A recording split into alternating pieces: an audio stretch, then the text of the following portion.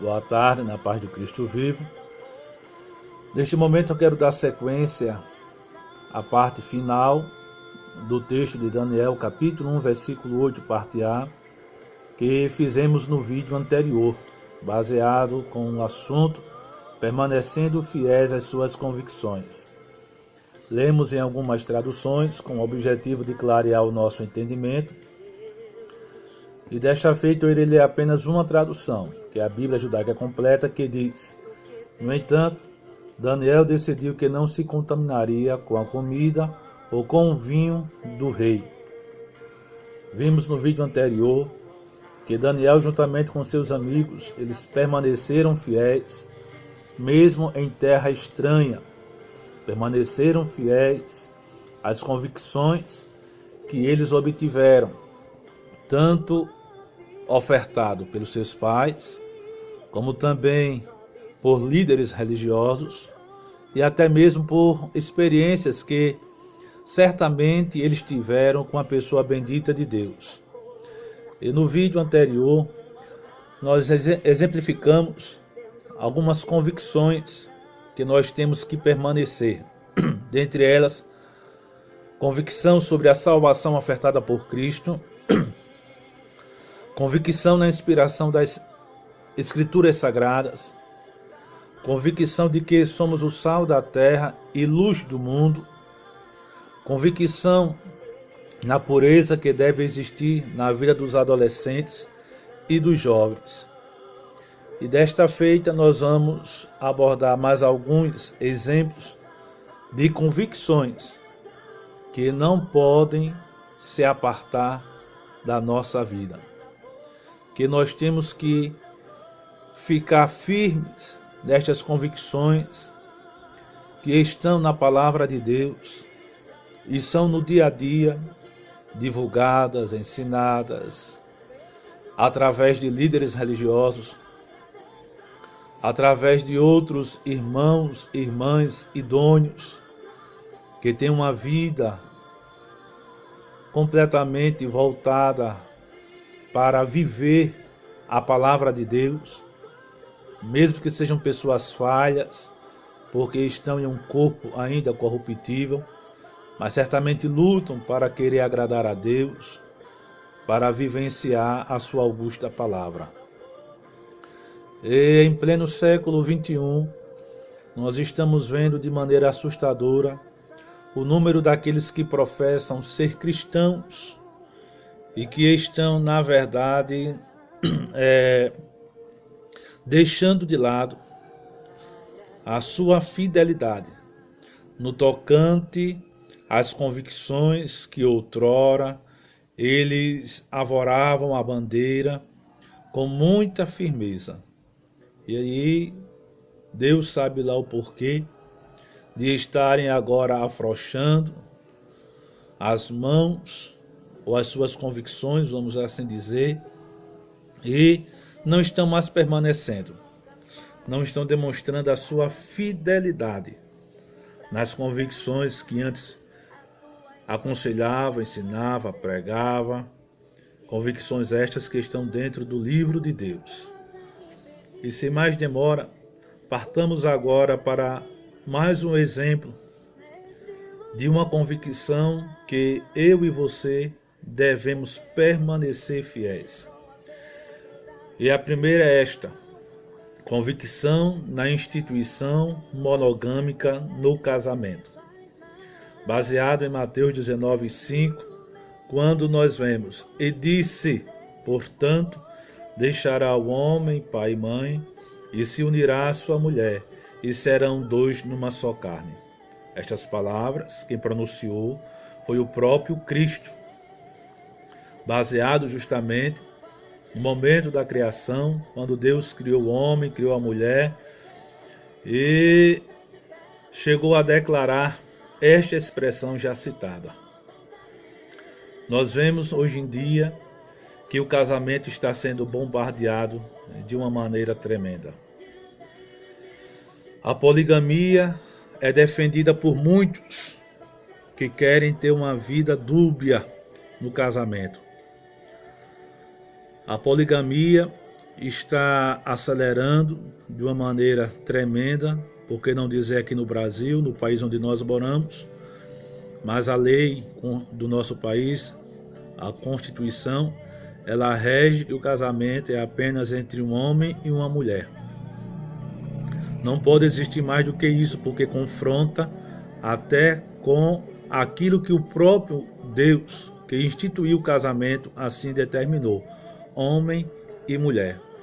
Não pode ser dois homens e uma mulher, duas mulheres e um homem e tantas mulheres, e o inverso. Não, de forma alguma. Homem e mulher, apenas um casal. E nós não podemos deixar de lado esta convicção da instituição monogâmica do casamento.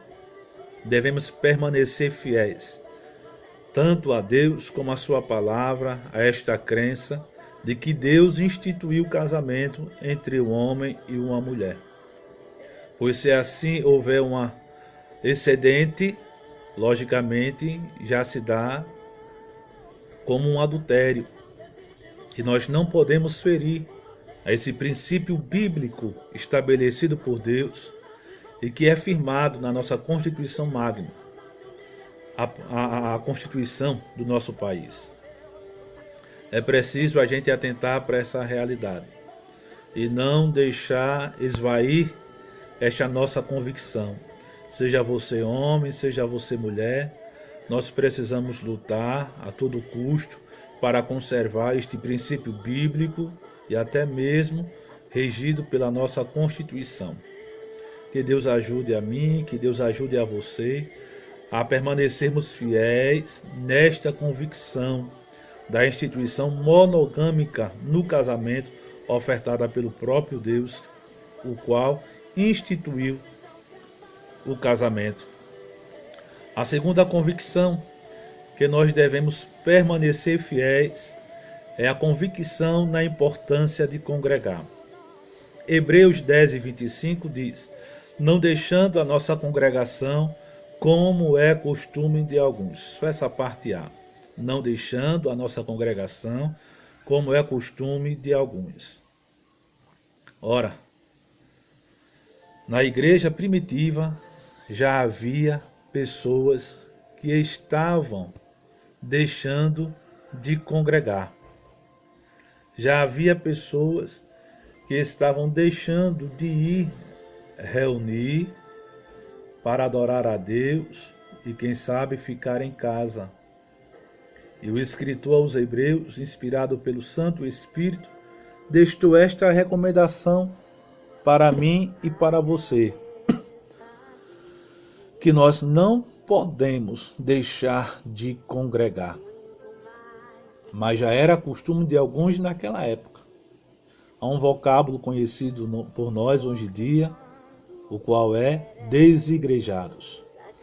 Já havia pessoas na igreja primitiva desigrejada, que não queria ir congregar-se. Quem sabe lá, porque via um defeito aqui, um defeito acolá, um erro aqui, um erro acolá, e queria que todos que ali estivessem fossem 100% perfeitos. Ora, não existe ser humano 100% perfeito. Como vamos querer que uma igreja seja 100% perfeita?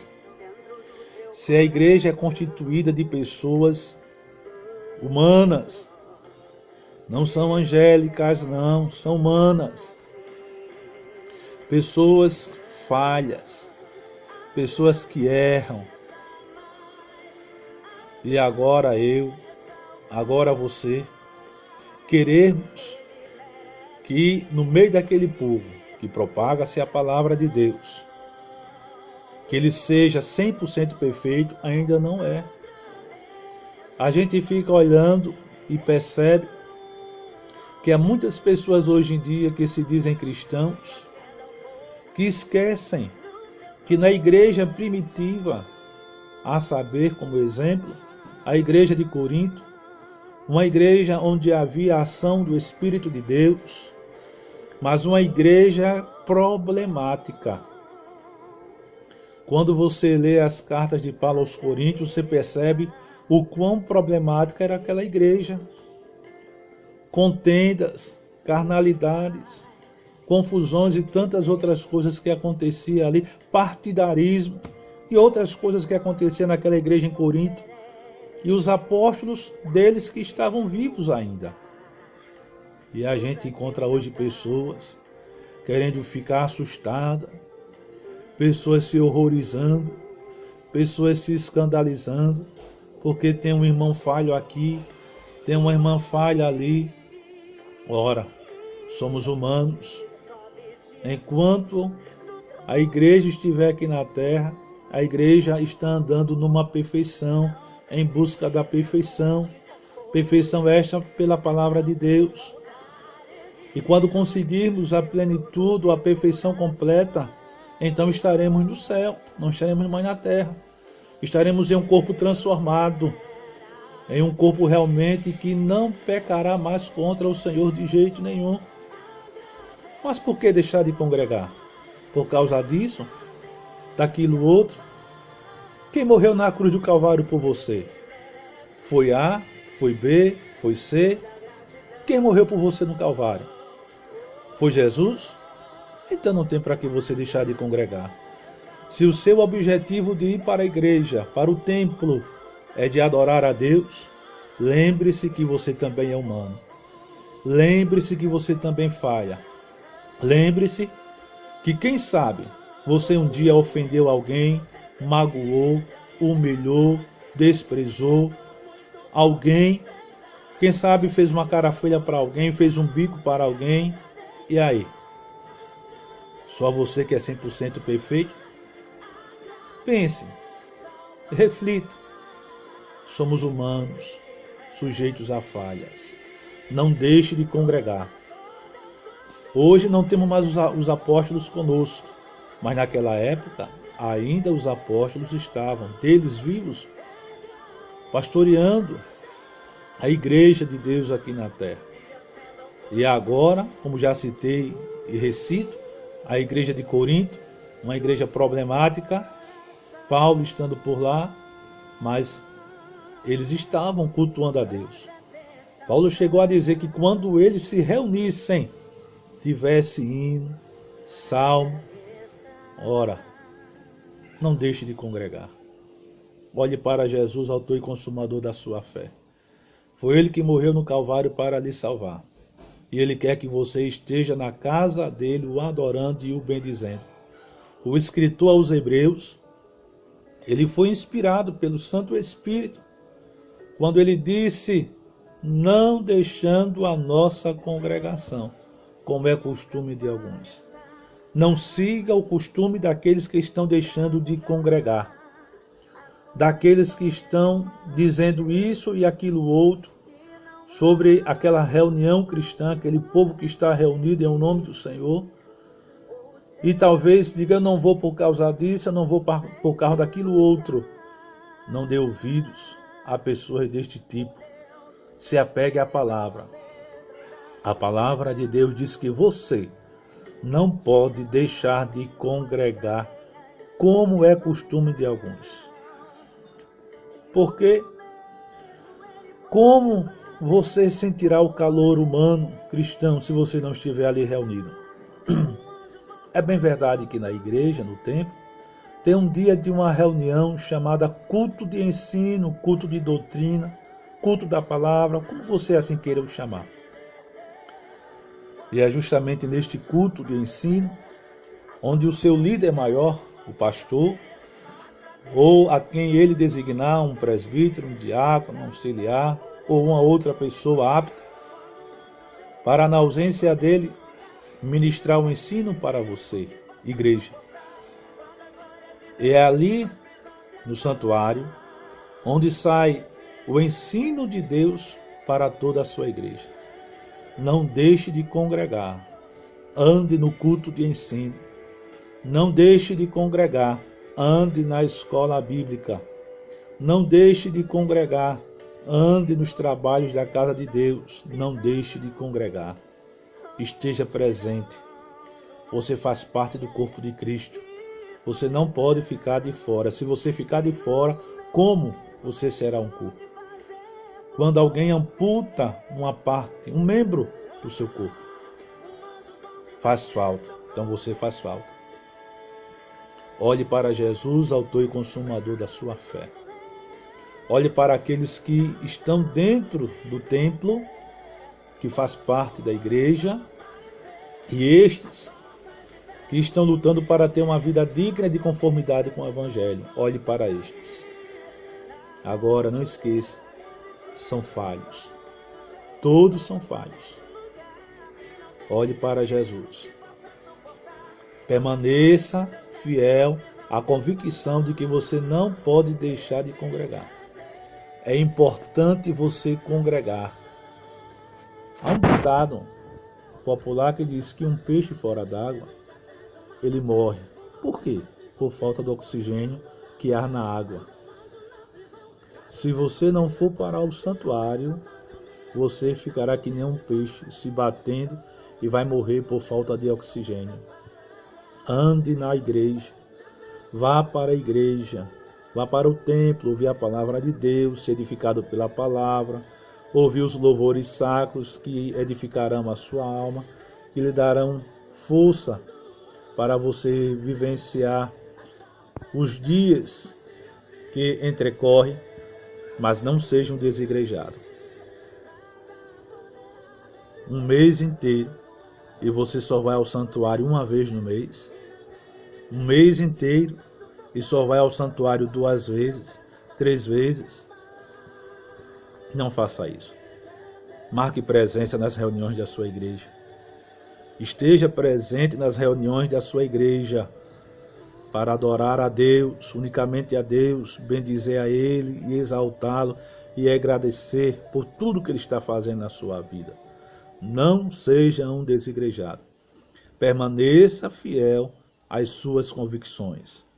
Sendo esta citada, de que você tem que dar importância à congregação, de estar congregado com seus irmãos em Cristo Jesus. Outra convicção a qual devemos permanecer fiéis é a convicção de que Deus transforma o homem, baseada em 2 Coríntios 5,17. Assim que, se alguém está em Cristo, nova criatura é. As coisas velhas já passaram, eis que tudo se fez novo. Então, permaneça firme nesta convicção de que Deus transforma o homem. Não importa quem seja ele, não importa se socialmente ele não está valendo 1 centavo. Quando eu falo homem, eu estou falando no sentido generalizado. Homem e mulher. Então, veja o papel que a igreja faz na terra. A igreja evangeliza através da palavra de Deus, levando boas novas de salvação para todo aquele que está caído na sarjeta do pecado.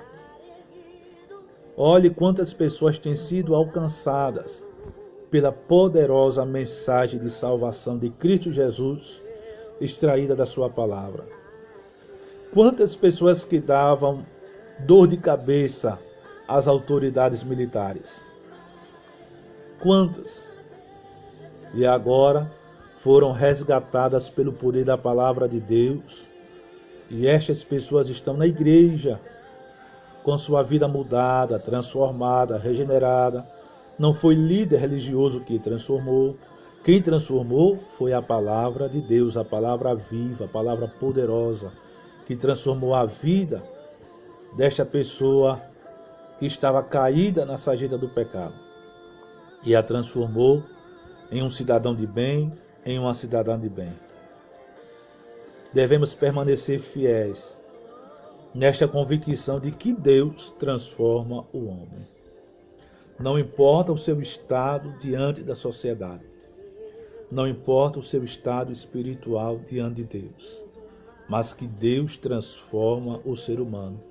Paulo, inspirado pelo Espírito Santo, escreveu, repito o texto, assim que, Se alguém está em Cristo, nova criatura é. Se está em Cristo, nova criatura é. O que quer dizer? Se não está em Cristo, não é a nova criatura, é uma velha criatura. Está na prática do pecado, fazendo o que desagrada a Deus, entristecendo a Deus, abandonando a Deus a cada dia, caminhando a passos largos por caminhos que realmente ofendem a moral de Deus. Mas devemos permanecer fiéis